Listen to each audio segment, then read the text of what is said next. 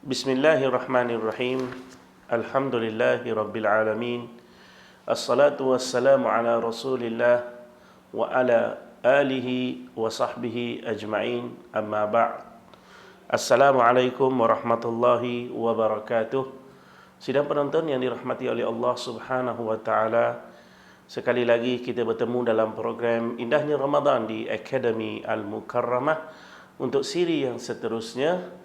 Dan insya-Allah hari ini kita akan berbicara tentang ibadat sahur serta perbahasan-perbahasan penting mengenainya.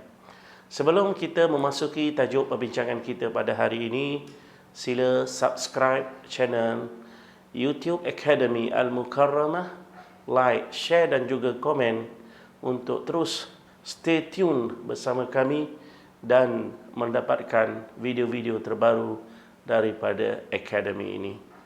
Sidang penonton yang dirahmati oleh Allah Subhanahu wa taala, tajuk hari ini ialah tentang ibadat sahur serta perbahasan-perbahasan penting mengenai ibadat ini. Sebelum kita pergi dengan lebih lanjut, tuan-tuan sidang penonton yang dirahmati oleh Allah Subhanahu wa taala, pergantian sahur harus kita lihat terlebih dahulu. Kalau kita lihat, makna sahur ialah makan dan minum pada waktu sahur. Waktu sahur ialah pada waktu penghujung malam.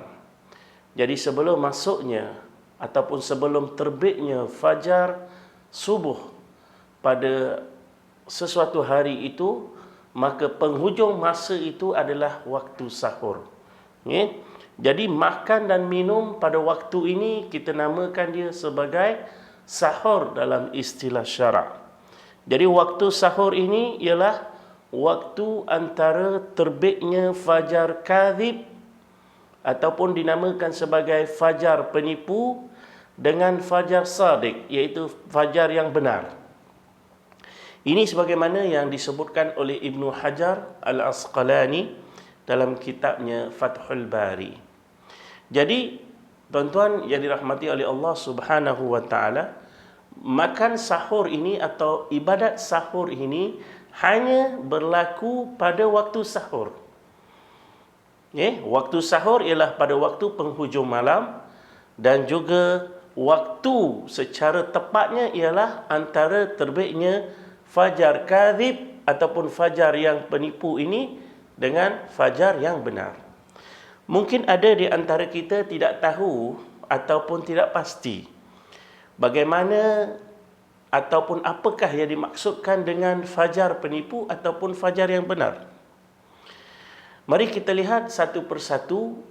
Fajar tipu ini ataupun fajar kadhib ini ialah cahaya yang terang yang terdapat di ufuk langit pada waktu pagi, sebelum masuknya ataupun sebelum datangnya pada waktu subuh. Dan cahaya ini, cahaya yang terang ini, dia menegak ke atas, dia mengarah ke atas langit. Kalau kita lihat contohnya, mungkin di rumah-rumah kita atau di taman-taman kita mungkin agak sukar untuk lihat fajar ini. Sebab apa? Sebab dunia kita ataupun keadaan kita, taman kita hari ini dah banyak sangat dipenuhi dengan lampu-lampu, jadi mungkin tak berapa nampak. Tapi kalau sekiranya kita berada di tengah padang pasir ataupun di di tengah lautan, kita mungkin boleh nampak benda ini dengan jelas.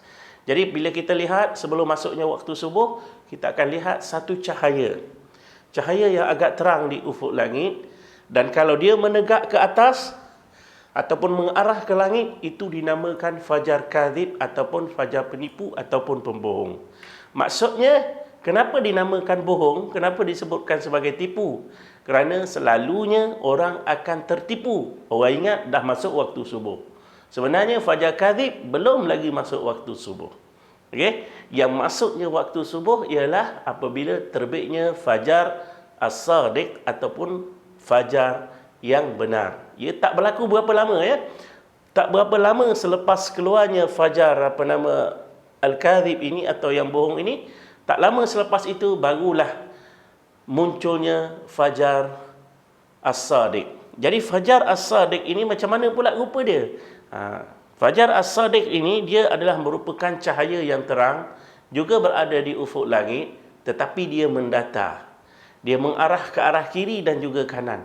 Dia bukan menegak ke atas. Kalau dia menegak ke atas, kita namakan dia itu sebagai fajar kadhib. Kalau dia macam melintang, mendatar ke kanan dan ke kiri, kita namakan dia sebagai fajar as-sadiq.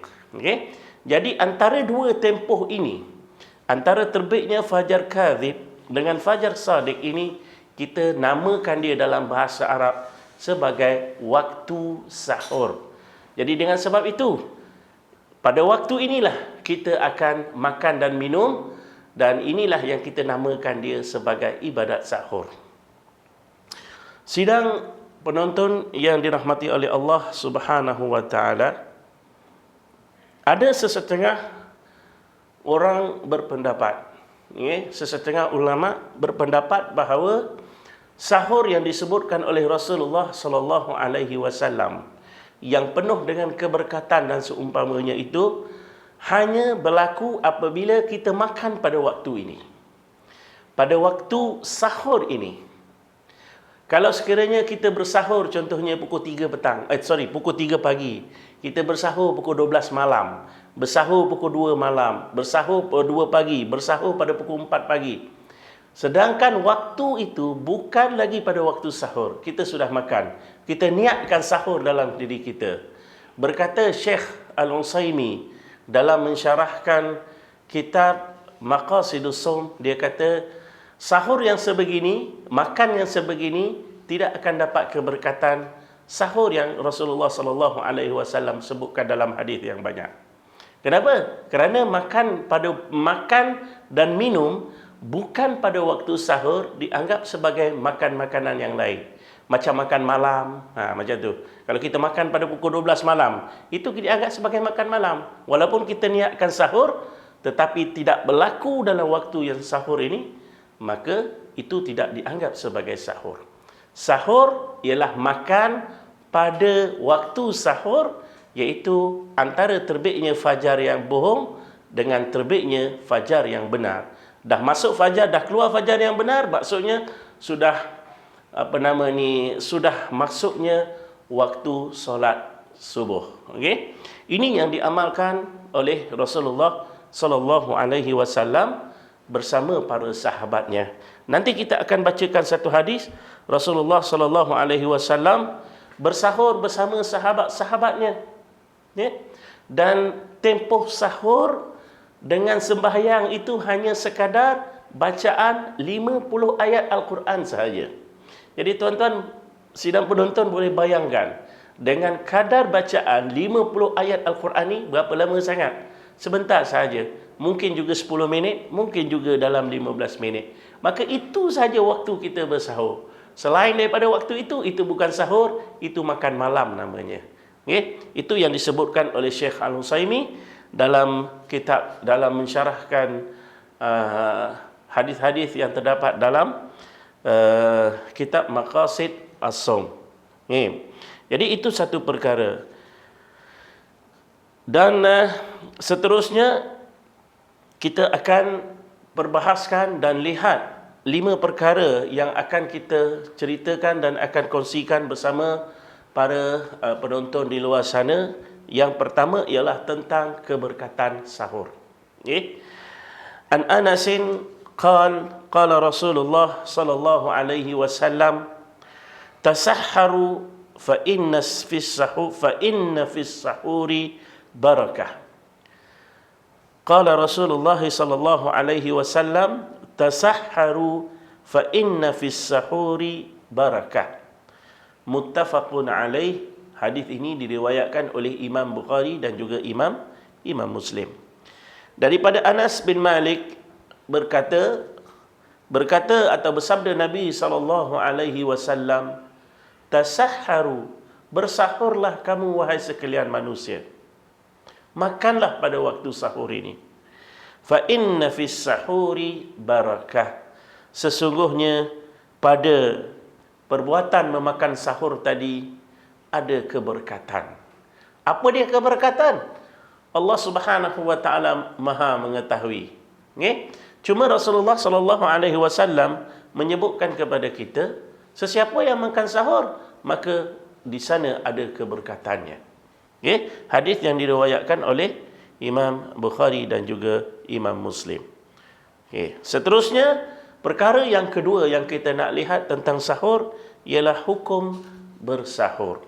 Ramai orang menganggap bahawa sahur ini sunat, ada orang yang menganggap ianya wajib dan ada yang menganggap ianya adalah perkara biasa. Ramai orang mengatakan ia adalah sunatlah. Jumhur ulama mengatakan bahawa hukum bersahur ini adalah sunat. Cuma tuan-tuan yang dirahmati oleh Allah Subhanahu wa taala, saya ingin kongsikan dengan tuan-tuan satu pendapat yang mengatakan sahur ini sebenarnya bukannya sunat hukumnya, tetapi sahur ini adalah wajib bagi setiap orang yang ingin berpuasa di bulan Ramadan. Dan hujah-hujah yang diberikan itu adalah sangat kuat. Kita tidak boleh nafikan hujah-hujah yang begitu kuat ini. Kita sebutkan yang pertama. Okay? Zahir daripada nas-nas yang dinyatakan menunjukkan bahawa sahur ini adalah wajib, bukannya sunat di bulan Ramadan. Yang pertama ialah dalam hadis Rasulullah sallallahu alaihi wasallam berupa perintah kepada kita, tasahharu. Hadis yang saya bacakan sebentar tadi daripada Anas bin Malik, Rasulullah kata apa? Tasahharu, bersahurlah kamu semua. Perintah daripada Rasulullah sallallahu alaihi wasallam. Bukan hanya sekadar Rasulullah buat benda ni, bukan hanya sekadar Rasulullah amalkan dengan sahabat-sahabat dia, disertakan dengan perintah. Kalau kita belajar usul fiqh, al-amru yaqtadil wujub. Suruhan membawa maksud wajib. Suruhan membawa erti wajib. Ini suruhan, fi'il amr. Tasahharu, bersahurlah kamu sekalian. Perintah daripada Rasulullah sallallahu alaihi wasallam menunjukkan bahawa di sana tidak ada nas-nas yang memesongkan makna wajib ini kepada makna sunat. Kita kata tadi bahawa suruhan membawa erti wajib.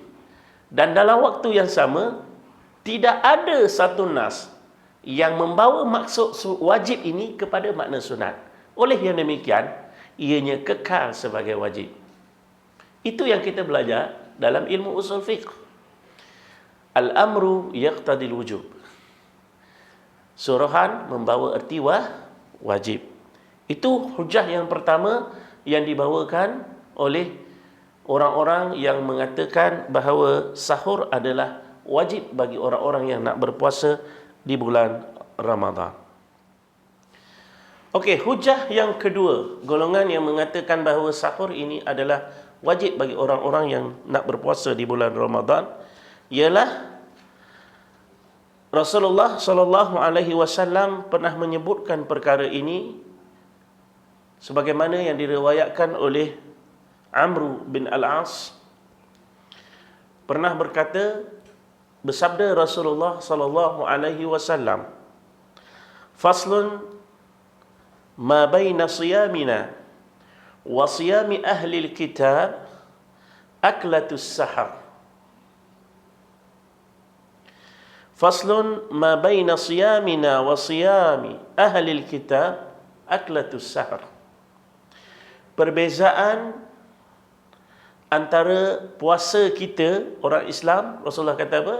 Perbezaan antara puasa kita orang Islam dengan puasa ahli kitab Yahudi dan Nasrani, kat mana beza dia? Ialah aklatus sahar, ialah makan pada waktu sahur. Nampak tak tuan-tuan? Hadis yang diriwayatkan oleh Imam Muslim. Makan pada waktu sahur. Hadis ini ada dua istifadah besar ataupun dua pengajaran besar yang kita boleh ambil. Apa dia? Yang pertama ialah Rasulullah sallallahu alaihi wasallam menyebutkan bahawa perbezaan antara puasa orang Islam dengan puasa orang bukan Islam ialah makan sahur. Sedangkan kita semua tahu bahawa kita sebagai umat Islam adalah wajib bermukhalafah.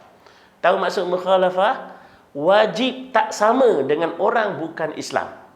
Sama ada dengan cara hidup, dengan cara pergaulan, dengan cara percakapan. Tak boleh sama cara kita orang Islam datang dengan identiti kita sendiri. Kita tak boleh sama dengan orang bukan Islam, orang kafir. Dalam cara hidup kita tak boleh sama. Apatah lagi dalam ibadat, lagilah tak boleh sama. Jadi kalau sekiranya orang yang tidak makan sahur ini seolah-olahnya tasyabuh, menyamai orang bukan Islam dalam ibadat puasa.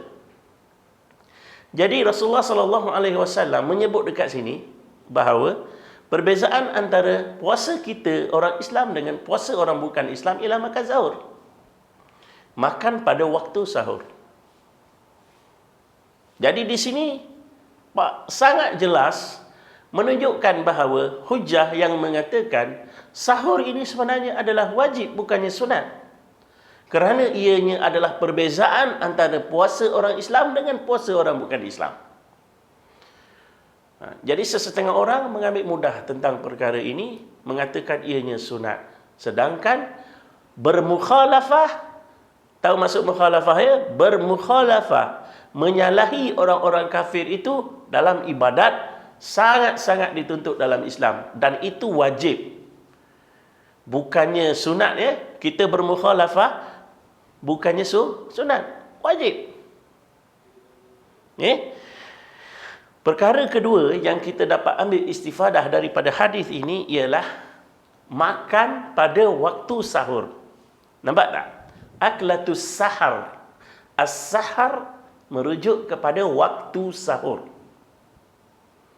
Ini yang dihujahkan sebentar tadi pada permulaan perbincangan kita. Saya ada menyebutkan bahawa ada sesetengah ulama seperti Syekh Al-Utsaimin menyebutkan bahawa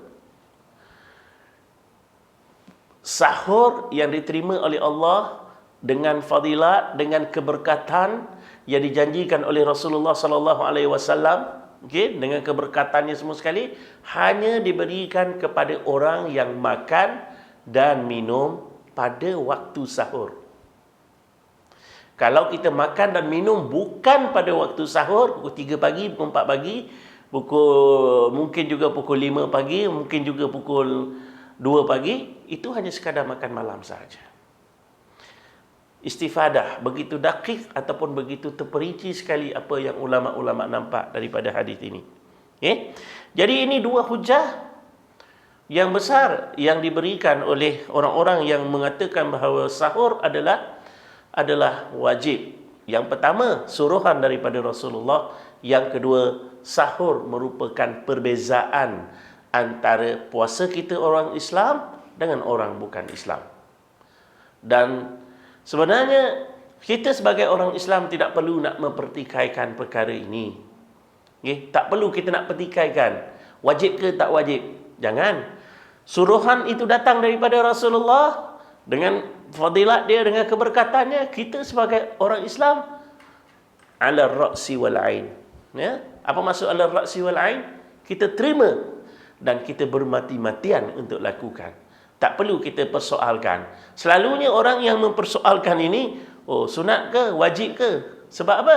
Sebab dalam kepala itu dah terfikir dah. Kalau sunat, saya tak nak buat. Kalau wajib, baru saya buat. Jadi masalah. Sepatutnya apa yang datang daripada Allah dan Rasul, kita terima dan laksanakan dengan sebaik mungkin.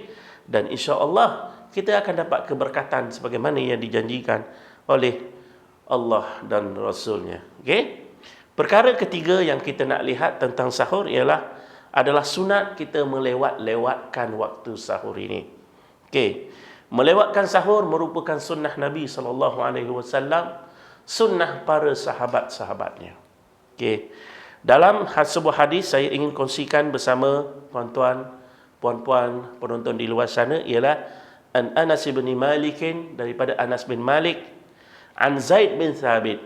Anas bin Malik, sahabat Nabi, meriwayatkan hadis daripada Zaid bin Thabit juga sahabat Nabi SAW, berkata Zaid bin Thabit, tasahharna ma'a Rasulillah sallallahu alaihi wasallam. Kami bersahur pada waktu sahur bersama Rasulullah sallallahu alaihi wasallam. Thumma qumna ila salah. Habis sahur saja, terus kami bangun untuk pergi mengerjakan solat subuh. Qultu. Siapa yang qultu ni apa maksud? Lalu aku berkata. Siapa aku di sini? Anas bin Malik. Anas bin Malik tanya kepada Zaid bin Thabit, kam kana bainahuma? Berapa lama tempoh antara sahur dengan salat baginda sallallahu alaihi wasallam? Okey. Berkata Zaid bin Thabit, qadra ma yaqra'u ar-rajulu 50 ayah. Iaitu sekadar apabila seseorang lelaki membaca 50 ayat Al-Quranul Karim. Jadi ini yang Zaid bin Thabit sebutkan. Para sahabat Nabi bersahur bersama Nabi, kemudian terus habis sahur terus bangun untuk mengerjakan solat subuh. Lebih kurang dalam 50 ayat Al-Quran sahaja. Maksudnya di akhir-akhir penghujung malam, sebagaimana kita tengok tadi, penghujung malam. Okey. Hadis ini diriwayatkan oleh An-Nasa'i dan hadis ini adalah sahih. Jadi tuan-tuan yang dirahmati oleh Allah Subhanahu wa taala, dalam hadis ini daripada Anas bin Malik ini, kisahnya bersama Zaid bin Thabit jelas menunjukkan kepada kita bahawa adalah afdal dan sunat kepada kita untuk melewat-lewatkan waktu sahur. Ada sesetengah daripada kita mungkin beranggapan bahawa mana boleh berlewat-lewatkan, nanti tak sempat nak makan. Jadi masalah tu, nanti tak sempat nak makan. Tuan-tuan, berpada-padalah. Maksudnya ialah kita timingkan masa kita itu biarlah bertepatan dengan keadaan waktu sahur. Bukannya waktu sahur ini kita nak menikmati juadah makanan yang begitu banyak sekali, seperti mana berbuka puasa. Cukuplah hanya sekadar untuk kita menahan lapar seharian, menunaikan perintah Allah Subhanahu wa taala dan Rasulnya. Okey? Dengan sebab itu, melewat-lewatkan sahur ini tuan-tuan, jelas paling lambat lagi baik. Lagi lambat lagi baik. Bukan maksud lambat di sini maksudnya sehingga masuknya waktu subuh. Bukan itu maksud dia. Melewat-lewatkannya sehingga waktu yang terakhir. Ini yang kita jelas kita lihat dalam hadis Nabi SAW. Sahabat-sahabat Nabi bersahur bersama Nabi, habis saja sahur terus solat subuh. Menunjukkan masa itu begitu singkat sekali. Okey? Untuk perkara yang keempat, tuan-tuan yang dirahmati oleh Allah Subhanahu wa taala, apakah sebaik-baik makanan yang kita makan ketika sahur? Memanglah tuan-tuan boleh makan apa saja. Makan ayam, daging, kambing, itik. Makanlah apa sahaja ketika sahur. Tak jadi masalah. Yang penting makan dan minum pada waktu sahur. Itu yang paling penting. Nak makan apa saja, Rasulullah SAW tak tentukan ataupun tidak tetapkan apa-apa. Cuma apa yang pernah diberitahu oleh baginda SAW ialah apakah makanan yang terbaik untuk kita makan pada waktu sahur. Ingin saya kongsikan dengan tuan-tuan sebuah hadis daripada Abu Hurairah radhiyallahu taala anhu, qala Rasulullah sallallahu alaihi wasallam, ni'ma sahurul mu'min at-tamru. Ni'ma sahurul mu'min at-tamru. Senikmat-nikmat makanan sahur seorang mukmin itu ialah buah tamar. Senikmat-nikmat makanan ketika bersahur ialah tamar. Ada orang yang boleh hanya makan 3 biji, 4 biji, 5 biji, 6 biji atau 7 biji tamar. Tetapi kita orang Melayu selalunya nak makan nasi juga. Tak jadi salah apa-apa tuan-tuan. Tapi kalau sekiranya kita hanya boleh makan tamar sahaja ketika sahur, maka itu adalah sebaik-baiknya. Sebagaimana yang datang dalam hadis Rasulullah sallallahu alaihi wasallam yang diriwayatkan oleh Abu Daud, dan hadis ini adalah hadis yang sahih. Senikmat-nikmat makanan ialah senikmat-nikmat makanan ketika sahur seorang mukmin itu ialah buah tamar. Jadi kita alhamdulillah dalam masyarakat Melayu hari ini ketika masuknya bulan Ramadan, kita banyak tamar ya masing-masing di rumah untuk kita berbuka puasa dan juga untuk kita bersahur.